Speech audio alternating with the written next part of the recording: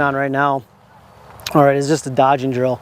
All right, we usually put, if there's no goalies, we'll put the small goals in there just to give them targets while they're in there.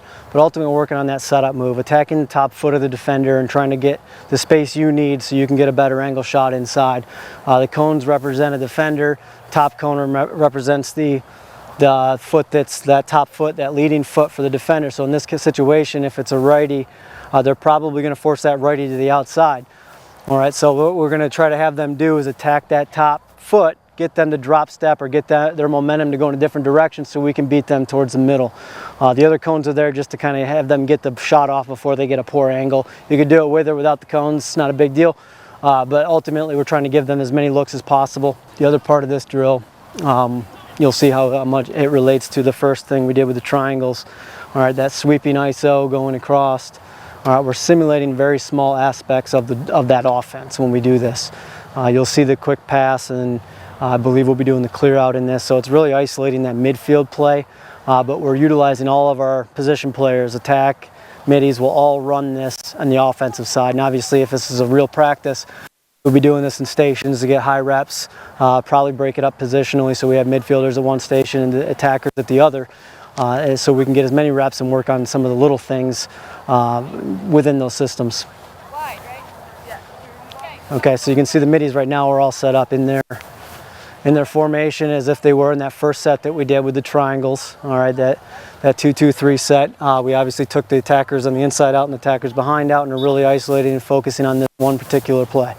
All right, and sometimes working on just that skip pass, all right, is just as important as the dodging, because if you can't make those skip passes over the top, all right, then obviously your play's never going to get into full motion.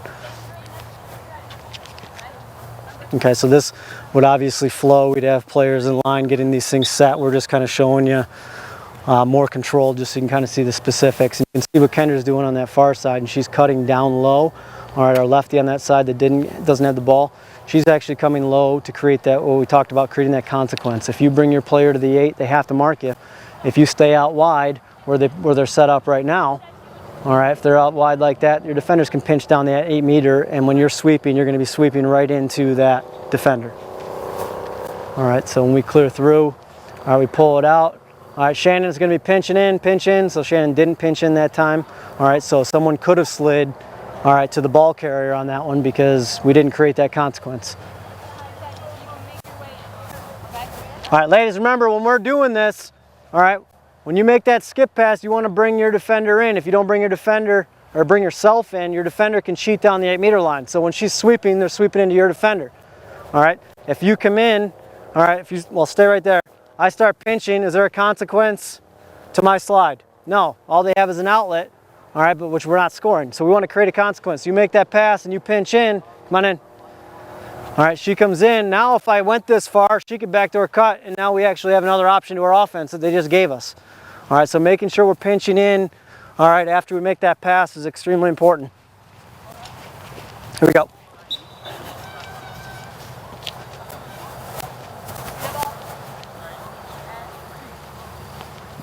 Good. All right, and again, we put small goals inside our big goals, primarily to get them shooting off the feet, on the outsides of their feet as goalies, and we feel like that's going to be, help us in the long run. It really is more of the high percentage shots that we try to take. You might not see it when the real goalie's in there, but we try to make this more of a habit rather than just an every once in a while thing.